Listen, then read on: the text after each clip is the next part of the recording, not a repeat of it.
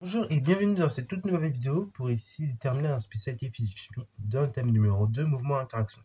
Donc dans le chapitre sur mouvement, tout simplement dans le champ de gravitation, on va commencer tout doucement et donc je vous propose un exercice d'application assez simple que en fait on peut faire même avant la terminale, mais c'est juste pour vous remettre un peu en route concernant la force de gravitation. Ok. Donc petit exercice, c'est assez rapide quoi, essayer de traiter en pas trop de temps. On va s'intéresser à voir comment on peut donner les caractéristiques d'une force de gravitation. Ok. Parce qu'on n'a pas nécessairement rappelé, mais la force de gravitation, comme toutes les autres forces d'ailleurs, possède des caractéristiques assez particulières. Ok. Et donc il faut les connaître et savoir les donner en exercice. Ok. Donc parfois ça peut tomber au bac, donner les caractéristiques d'une force de gravitation. Donc c'est pour ça que je vous propose ici d'en faire une petite vidéo quand même. Alors du coup je vais te mettre la vidéo en pause, essayer de répondre aux deux petites questions. Et ensuite tout simplement corriger. Sur donc correction.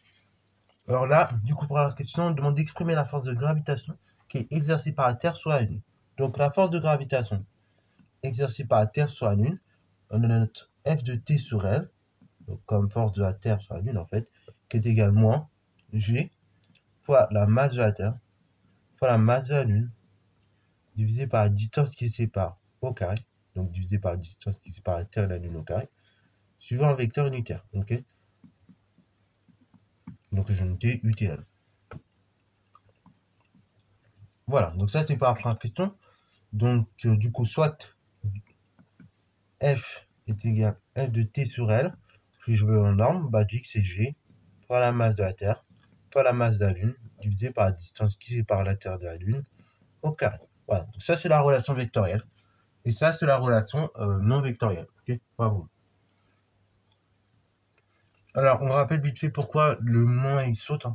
C'est tout simplement quand vous avez passé en norme en fait, la norme du force est toujours positive.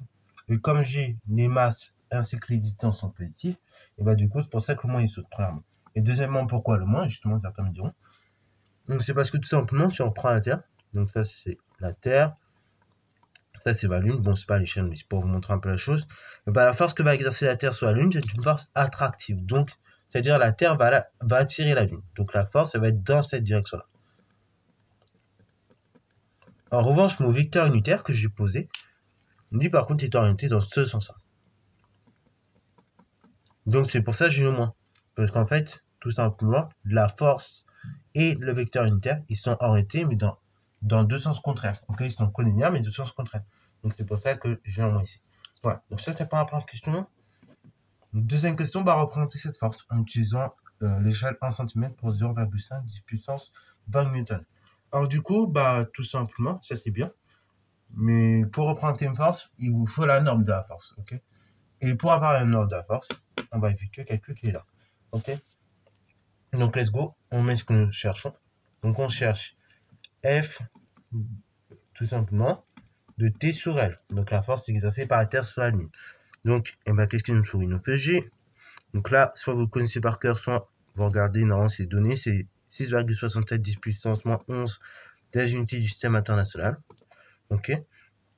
Donc également, là on ne vous donnait pas comme ça, on vous dit 6,67 10 puissance moins 11 newton par mètre carré par kilogramme au carré. Voilà, ce qui revient à ça en fait, c'est équivalent. J'ai la masse de la Terre, donc ça pareil, bon, on vous le donne en général.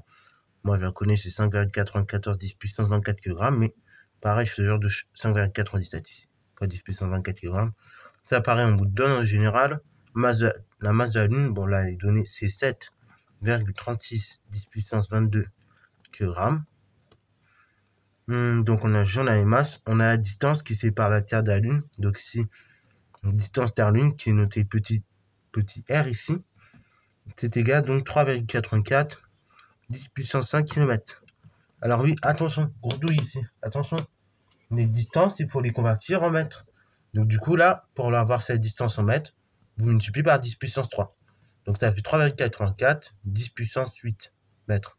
Parce que ici vous avez multiplié par 10 puissance 3. Pour avoir ce résultat en mètres. Et après, vous appliquez vos formules. Donc F de T sur L, c'est donc égal à G fois la masse de la Terre fois la masse de la Lune, divisé par la distance qui sépare la Terre de la Lune au carré. Donc ça fait 6,67 10 puissance moins 11 fois la masse de la Terre, donc 5,97 10 puissance moins 4 fois la masse de la Lune, 7,36 10 puissance 22 divisé par la distance qui sépare la Terre de la Lune au carré. Faites attention, on a trop tendance à oublier le carré, ok? Donc moi ce que je fais, c'est que comme je sais que la distance doit être au carré, bah j'ouvre la parenthèse, je mets le carré direct. Après, chacun ses méthodes, mais faites gaffe à ne pas l'oublier en tout cas ce carré. Donc c'est 3,84 10 puissance 8. Et le tout, vous l'élever au carré. Donc ça, c'est super important. Bon, après, on a en physique-chimie. Donc après, une fois que vous avez posé ça, et bah directement, vous donnez le résultat. Alors, du coup, ici, quand vous regardez, là, il faut lever la tête pour avoir le bon nombre de chiffres significatifs. À chaque fois, dans mes données, je vois que j'ai 3 chiffres significatifs. Là, pour le coup, c'est bien fait. Donc, du coup, dans le résultat final, je vais devoir mettre 3 chiffres significatifs. Donc, d'après la calculatrice, quand on effectue le calcul, on trouve 1,99, 10 puissance 20. Donc là, comme c'est une force, 100 Newton. Bon, pas en dire pratiquement 2 Newton, mais bon. Pour respecter le bon nombre significatif, on mettra 1,99. L'échelle, c'était quoi? Bon, on vous disait 1 cm pour 0,5, 10 puissance 20 Newton. Donc là, vu que c'est approximativement 2 Newton, bah du coup, c'est 4 fois plus que vous allez mettre. Donc c'est approximativement 4 cm. Ok. Alors ça, pareil, bon, là, il y a plusieurs façons de présenter les choses. Moi, je vais présenter ça assez rapidement. Je pense qu'on est en terminale, donc vous savez faire ce genre de calcul. Au cas où, vous pourrez revoir les vidéos de première, je détaille un peu plus ce calcul-là, d'échelle. Mais, donc là, comme vous avez 0,1 cm pour 0,5, 10 puissance 20 Newton, on voit que du coup, la force, c'est non pas 0,5, 10 puissance 20, mais 2,0 10 puissance 20 à peu près. Et ben, on voit que c'est 4 fois plus élevé. Donc, sur le schéma, ce sera 4 fois plus élevé, la flèche. Donc, d'après l'échelle, on peut mettre que cette force va mesurer sur le schéma 4 cm. Voilà, donc d'après l'échelle, la force exercée par la Terre sur la Lune, donc là je parle en vecteur, elle mesure 4 cm. Après, bon, vous placez un point, donc ici vous l'appelez T, vous placez un point, vous l'appelez L, et donc là, faites gaffe, encore une fois, comme j'ai dit tout à l'heure en introduction, quand on a écrit la relation, vous savez que la force exercée par la Terre sur la Lune, c'est une force attractive. Okay, donc là, grosse erreur qu'on peut voir, et tout simplement se dire, comme c'est exercé par la Terre sur la Lune, je pars de la Terre et je vais vers la Lune. Non, là c'est un peu une grosse, là c'est une, du coup vous trompez si vous faites ça. Comme la force est exercée par la Terre sur la Lune, mais que du coup c'est une force attractive, c'est-à-dire donc on va attirer la Lune va être attirée par la Terre. Donc du coup vous la faites partir de la Lune pardon, jusqu'à la Terre. Donc on fait ça sur 4 cm. Voilà, comme ça. Et donc ça, c'est F de T sur L. Donc force attractive qui s'applique sur la Lune. Voilà. Et qui est dirigée et qui va de la Lune vers la Terre. Ok, voilà. Et la direction, si je vais donner les caractéristiques complètes, vous direz que la direction, c'est tout simplement à droite qui relie les centres de masse de la Terre et de la Lune. Voilà. Donc là, on a un peu détaillé. J'ai un petit peu pris le temps de faire ça bien. En tout cas, j'espère que c'est la fin de cette vidéo. J'espère que ça t'a plu. Si c'est le cas, n'hésitez pas à liker, commenter et bonne à toi en mathématiques et en sciences.